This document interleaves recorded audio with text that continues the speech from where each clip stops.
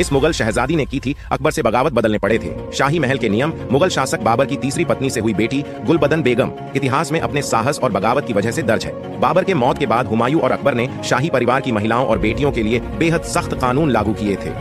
गुलबदन बेगम इन कानूनों से सहमत नहीं थी और उन्होंने हज पर जाने का फैसला किया और मक्का और मदीना की यात्रा के लिए निकल भी गई। भारत में जब मुगल सल्तनत का परचम लहरा रहा था उस वक्त अरब में ओटोमन साम्राज्य था। गुलबदन बेगम शाही दस्ते के साथ समुद्री रास्ते से निकली, लेकिन पुर्तगालियों की वजह से 1 साल तक उनका जहाज सूरत से आगे नहीं बढ़ सका। इसके बाद ऊंट पर सवार होकर वह तपते रेगिस्तान से सफर करके मक्का मदीना पहुंची। मक्का और मदीना की अपनी धार्मिक यात्रा में उन्होंने सोने और चांदी की मोहरे और सिक्के दान में दिए, जिसकी खूब चर्चा हुई। गुलबदन बेगम की शान और शौकत देखकर ओटोमन साम्राज्य घबरा गया और उन्हें वापस लौटने का फरमान दिया।